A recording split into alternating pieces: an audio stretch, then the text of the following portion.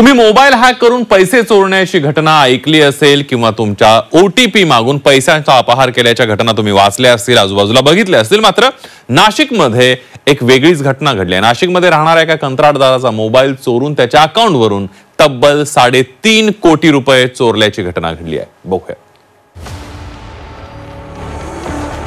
आता तुमच्या स्मार्टफोनवर सायबर गुन्हेगारांचा डोळा। मोबाईल फोन चोरून बँक खात्यावर डल्ला। नाशिकमध्ये कंत्राटदाराला 3.5 कोटींचा गंडा।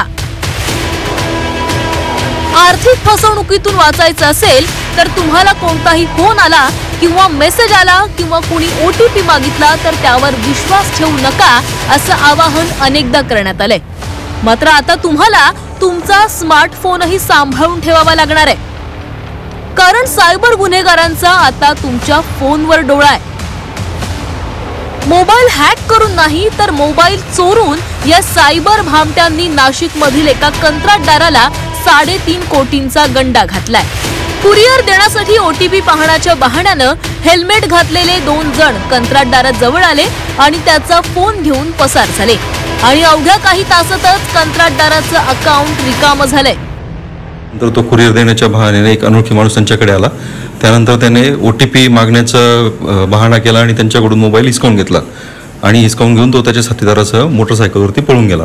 त्यानंतर काही वेळातच तक्रारदार यांचं करंट अकाउंट आणि ओव्हरड्राफ्ट अकाउंट याच्यावरून 50 लाख आणि 3 कोटी अशी एकूण 3.5 कोटी रुपये एका अन्य खात्यात वर्ग करण्यात आले होते। सायबर पोलिसांच्या मदतीनं कंत्राटदाराच्या बँक खात्यावरील सर्व व्यवहार तात्काळ थांबवण्यात आले। तपासामध्ये कंत्राटदाराच्या खात्यावरून धुळ्यातील एका व्यक्तीच्या बँक खात्यात पैसे जमा झाल्याची माहिती मिळाली आणि धुळे पोलिसांच्या मदतीने खातेधारकाला शोधण्यात आलं। 48 तासात कंत्राटदाराला त्याचे पैसे परत मिळाले। ज्या खातेधारकाच्या खात्यावर पैसे जमा झाले त्याने हे पैसे जमीन व्यवहाराचे असल्याचं सांगितलं, त्यामुळे त्याच्यासोबत व्यवहार करणाऱ्या व्यक्तीचा शोध घेतला जातोय। पैसे समोरच्या अकाउंटला गेले होते, त्या खातेदाराकडे चौकशी केली। त्याचं म्हणणं होतं की त्याचं नाशिकमधल्या एका व्यक्तीसोबत जमिनीचा व्यवहार होता, त्याचे पैसे त्याच्याकडे आलेले होते। जी अमाऊंट तक्रारदार यांची टोटल 3.5 कोटी अन्य खात्यात वर्ग झालेली होती ती सदर बँकेला नोटीस देऊन ती 48 तासाच्या आत परत तक्रारदार यांना प्राप्त करून देण्यात आलेली आहे। अद्याप हे सायबर भामटे पोलिसांच्या हाती लागू शकले नाहीयेत। आपले सगळे पैसे परत मिळाल्यानं कंत्राटदारानं सुटकेचा निश्वास सोडला असला तरी या प्रकारामुळे नाशिकमध्ये खळबळ उडाली आहे।